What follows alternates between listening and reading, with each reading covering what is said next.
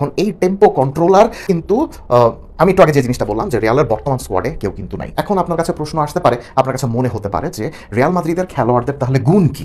হ্যাঁ, আপনারা সবাই জানেন ভালভার্দে ইজ আ ফ্যান্টাস্টিক বল প্রোগ্রেসার, অর্থাৎ এই রাইট সাইডের জোনগুলোতে ভালভার্দে সবসময় বল ক্যারি করে সামনে চলে যেতে পারেন এবং তারপর যখন বল না থাকে তখন তিনি দুর্দান্তভাবে প্রেসিংয়ে সাহায্য করেন, ডিফেন্সিভলি সাহায্য করেন। সেভাবে এই রোলটা তার জন্য বিখ্যাত, অর্থাৎ বল প্রোগ্রেসরের যে ভূমিকাটা সেটা উনি খুব ভালো মতো করতে পারেন। That means is not a controller.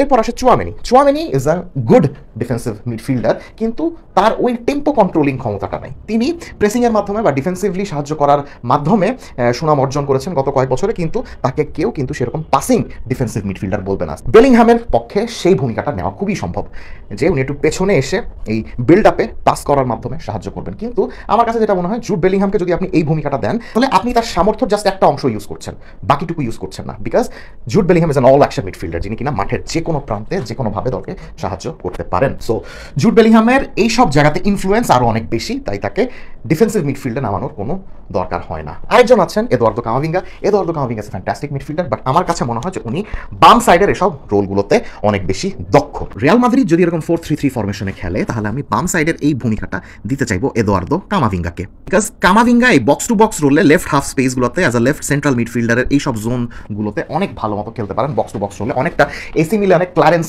Seedorf যেভাবে খেলতেন। কামাভিঙ্গা যদি তার ইনজুরি সমস্যাটা কাটিয়ে উঠতে পারেন, ফিট হয়ে উঠতে পারেন, তাহলে তার পক্ষে ওই রোলটা দুর্দান্তভাবে খেলা সম্ভব। এখন প্রশ্ন আসতে পারে যে কামাভিঙ্গার পাশে এই ভূমিকাটা কে খেলবেন?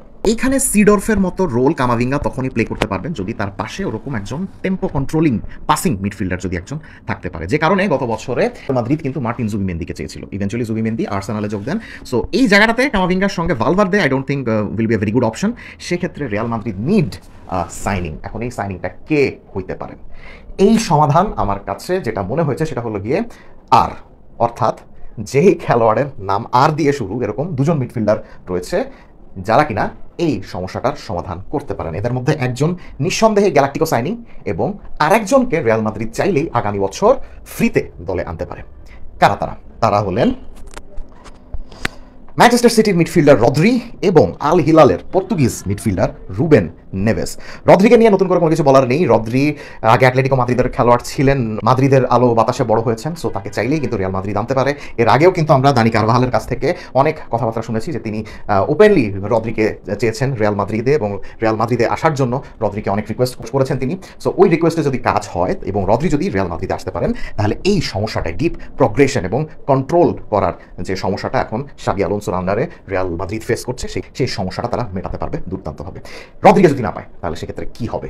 সেক্ষেত্রেও সমাধান রয়েছে। আমরা ক্লাব ওয়ার্ল্ড কাপে আল হিলালের খেলা দেখেছি, ম্যানচেস্টার সিটির কাছে সেই দুর্দান্ত ম্যাচটা, বা কখনো কখনো যখন আমরা সৌদি প্রো লিগের খেলা দেখি বা পর্তুগালের যখন আমরা খেলা দেখি, আমরা কিন্তু দেখি যে সৌদিতে গিয়েও কিন্তু রুবেন নেভেসের খেলায় মরচে পড়েনি, সাবেক উলভারহ্যাম্পটনের এই মিডফিল্ডারের খেলায় মোটেও কিন্তু মরচে পড়েনি। এখনও উনি দুর্দান্তভাবে ডিপ লাইন প্লেমেকারের ভূমিকা পালন করেন এবং পেছন থেকে বল প্রোগ্রেশন করতে সাহায্য করেন এবং he can work as a fantastic midfielder of the ball as well. এবং সবচেয়ে মজার বিষয় হলো কি 28 বছর বয়সী মিডফিল্ডার, আগামী বছর বয়সে তার চুক্তি শেষ হচ্ছে। তাই রিয়াল মাদ্রিদ যেহেতু সম্প্রতি তাদের ফ্রি ট্রান্সফারে খেলোয়াড় নিয়ে আসার একটা বাতিক সৃষ্টি হয়েছে, সো তারা চাইলেই কিন্তু রুবেন নেভেসকে ফ্রি ট্রান্সফারে আল হিলাল থেকে নিজেদের দলে আনতে পারে এবং এই সমস্যার সমাধান করতে পারে। এখন দেখা যাক যে রদ্রি এবং রুবেন নেভেসের মধ্যে এইটা তারা করতে পারবে কিনা। এখন এটা তো গেল ধরেন 4-3-3 ফরমেশন। 4-3-3 ফরমেশনে গুলেরকে অনেকে চান মিডফিল্ডে নিয়ে আসতে, মানে কারণ তার বল প্লেইং ক্যাপাবিলিটির মধ্যে লুকা মডরিচের একটা সাদৃশ্য রয়েছে। কিন্তু আমি বলবো যে তাকে মিডফিল্ডে আনা মানে বেলিংহামের ক্ষেত্রে সমস্যা, কারণ বেলিংহাম যেহেতু এই ধরনের রোলে খেলছেন তাই তাকে মিডফিল্ডে আসার কোনো দরকার নেই। আর এইসব হাফ স্পেসগুলোতে আর গুলেরের অনেক বেশি দরকার, সো তাকে মিডফিল্ডে না নিয়ে এসে উইংয়ে রাখাই দরকার।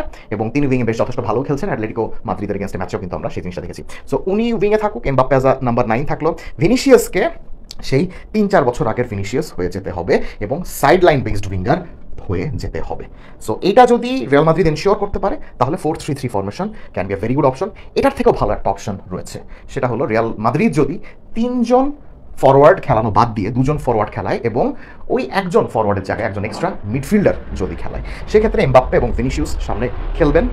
এমবাপ্পে সম্প্রতি আমাদেরকে দেখানো শুরু করেছেন যে তিনি একজন আদর্শ নাম্বার 9 হয়ে খেলতে পারেন, not as a left winger, এবং ভিনিসিয়াস জুনিয়র তখন এইসব জোনগুলো অকুপাই করবেন যদি এমবাপ্পে নাম্বার 9 হিসাবে খেলেন। বেলিংহাম যথারীতি দুজনের পেছনে থাকবেন, কামাভিঙ্গা লেফট সাইডের এই জোনগুলো খেলবেন, রদ্রি বা রুবেন নেভেসের মধ্যে একজন ডিএম তখন এখানে খেলবেন।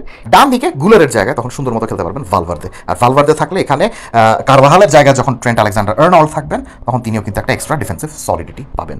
তখন এটাও কিন্তু রিয়াল মাদ্রিদের ক্ষেত্রে একটা পসিবল সলিউশন হতে পারে।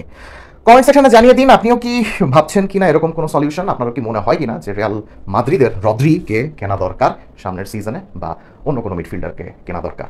Let's have a discussion regarding Real Madrid.